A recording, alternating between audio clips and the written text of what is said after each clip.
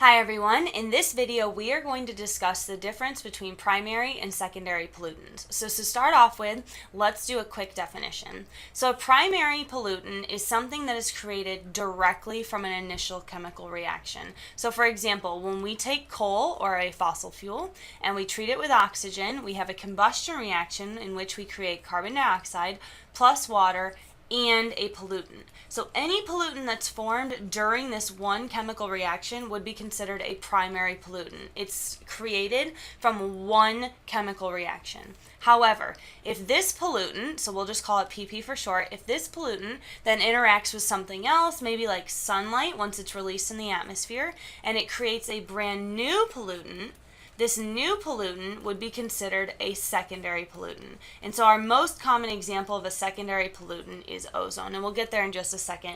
But what I want to do now is, now that we've talked about our pollutants, we've talked about the chemistry and the nomenclature and how we actually create these chemical formulas, now I want to show you how these pollutants are actually created in our day-to-day life.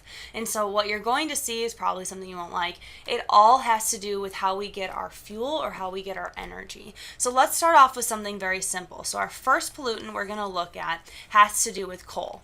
Coal is typically comprised of 1 to 3% sulfur.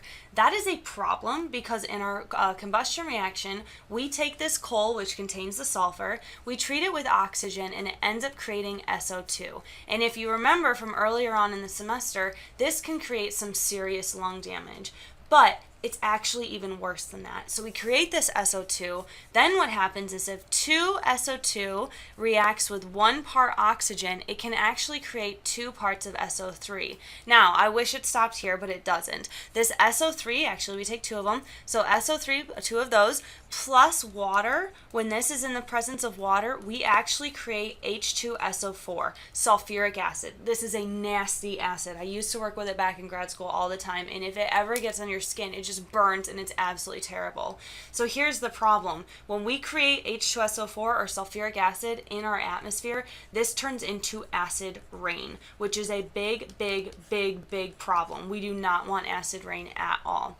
Luckily, with the Clean Air Act and the Pollution Prevention Act, we've been able to actually minimize the amount of SO2 that's produced, so we don't have as much acid rain, but it is still slightly a problem. All right, so SO2 here, in this case, would be considered a primary pollutant. Now, the next one I want to move on to would be to talk about carbon monoxide. So now carbon monoxide is formed from tailpipes. So no matter what we are doing, no matter what car we're driving, whether it's a truck, an SUV, a little Camry, whatever it is, we are all creating some carbon monoxide, and that's simply because every combustion reaction does not always go 100% to completion. And so there is some incomplete combustion.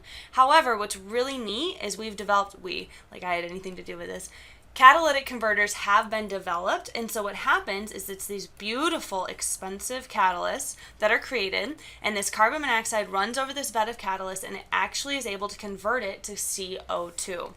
Now, this catalyst is typically called a catalytic converter. You have it in your car. It is mandated. You absolutely have to have this in the U.S. You are not allowed to drive a car or a truck or anything that does not have a catalytic converter.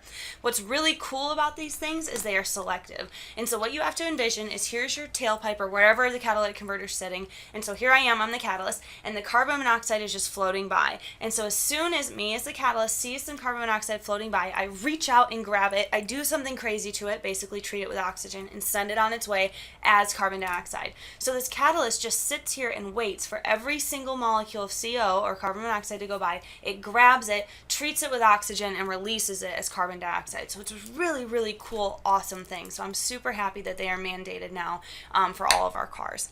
But these catalytic converters actually do something else. They work with VOCs. So these are also called volatile organic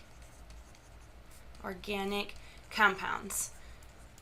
Now, I will refer to these as VOCs. So volatile organic compounds, whenever you see the word organic, think carbon. It is some kind of carbon mixture. It probably has a bunch of hydrogens on there, but just think carbon. Compound, we already know. We discussed that before. Volatile. The word volatile really just means that you have some kind of molecular compound that would prefer to be in the vapor phase. So it's some kind of liquid sitting there that as soon as it's exposed to air, it wants to be a gas. Ladies, think of nail polish remover. The second you open your nail polish, you can get that insane waft of that terrible smell. My husband hates it, gets really mad whenever I use it. But it's a volatile compound, so it goes from the liquid state into the gaseous state or a vapor state, and it's volatile. So we have these things called volatile organic compounds, or VOCs, and our catalytic converter actually takes those. So you have these VOCs, you treat it with this catalyst. We'll just write catalyst here, catalytic converter. And what it does is it also grabs these. So here it is, this catalyst, the VOCs go by, it reaches out and grabs those. For those, they convert those into CO2 and H2O. So it's a problem because we're still putting carbon dioxide in the atmosphere, and later on this semester we'll see why that's bad if you don't know already. But it's much, much better than putting these compounds out there that can turn into really, really nasty stuff, especially, let me show you, these VOCs, when exposed to certain things in our atmosphere, can turn into NO2, and we know when we put this in our lungs, it's really bad because it can turn into acid, and then you have this horrible burning in your lungs, and it's this horrible, horrible, horrible feeling. I hope none of you are ever exposed to it. So that is our second thing. So we have these volatile organic compounds, but what we need to remember is that we have these catalytic converters that are able to convert them into CO2 and water. So we're kind of working toward those pollutants. Now, the last one I want to talk about is our first secondary pollutant, which is ozone. So I'm going to call it secondary pollutant right away. So this means that in our processes of our engines, our cars, and our coal combustion, we're not directly creating ozone. However, we are creating something else, and then that piece is then creating ozone. So let me show you how that works. So we have NO2. Now, we know NO2 doesn't directly come from cars. It typically comes from NO, and then it's treated with oxygen, and we create NO2. But when NO2 is released into the atmosphere, it interacts with our sunlight. So when it interacts with our sunlight, it turns into NO and oxygen by itself. So essentially, the sunlight decomposes our NO2 and breaks it apart into NO and oxygen. Now, this oxygen right here is the important part. The oxygen then interacts with diatomic oxygen. So this is what our standard oxygen is like. So monoatomic interacts with diatomic, and we create ozone. Now remember, ozone has that sharp odor. We've smelled it anytime you're around a printer. It's a very, very distinct odor, but it absolutely needs sunlight in order to form. So now let me show you this really neat graphic. I might have to scroll down a little bit here. This really neat graphic here to show you California, and it's a tropospheric ozone map. So remember, troposphere, that's your lowest atmosphere, that's our lowest layer, that's the air we actually breathe. This is a map of it. So here's California at 6 a.m. Right now we don't see anything. It looks fine. At 10 a.m. we see a little bit more, so we're creating a little bit of that NO2, which then is creating the oxygen, which is then helping us create the ozone. So what we're seeing here is this takes time. So the NO2 is sitting here, and by noon it's turned a little bit more. We can see a little bit more ozone is formed, a little bit more here. By 4 p.m. we see tons and tons and tons of ozone. In fact, we even see a dark orange spot. But here's the cool thing. By 10 p.m. it's gone. It needs ozone. Ozone is not going to, it needs sunlight. Ozone's not going to stick around without the sunlight. So it goes away and it shows up. And so what we can learn from this map is that our midday or mid-afternoon is the worst time.